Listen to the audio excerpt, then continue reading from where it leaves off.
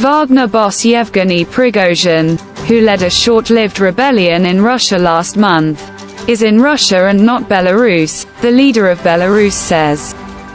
Prigozhin's whereabouts have been a mystery since the mutiny.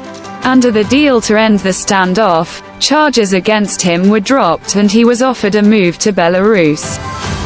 But on Thursday Belarus leader Alexander Lukashenko said, as for Prigozhin, he's in St. Petersburg. He is not on the territory of Belarus. Mr. Lukashenko had helped broker the deal to end the mutiny, and just over a week ago said Prigozhin had arrived in Belarus. The BBC tracked Prigozhin's private jet flying to Belarus in late June, and returning to Russia the same evening. It has since made several flights between St. Petersburg and Moscow, although it is not clear if Prigozhin has been on board. The BBC also can't verify Mr. Lukashenko's claim about the Wagner leader's current location.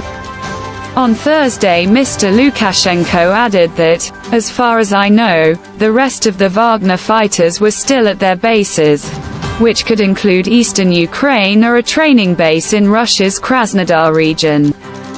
The Belarus leader said an offer for Wagner to station some of its fighters in Belarus, a prospect that has alarmed neighboring NATO countries, still stands, and he has offered several Soviet-era military sites for their use.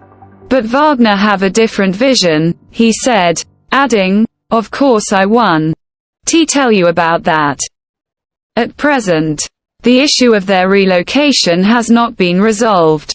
Mr. Lukashenko, who has ruled Belarus since 1994 and is widely thought to have rigged 2020 elections to maintain power, said he did not see Wagner fighters moving to Belarus as a risk and did not believe they would ever take up arms against his country.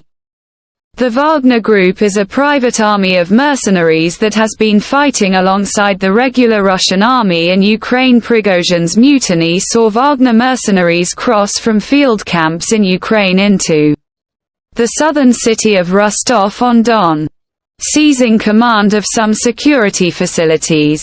Wagner fighters then traveled north towards Moscow, prompting the Kremlin to introduce tighter security in many regions, including the capital.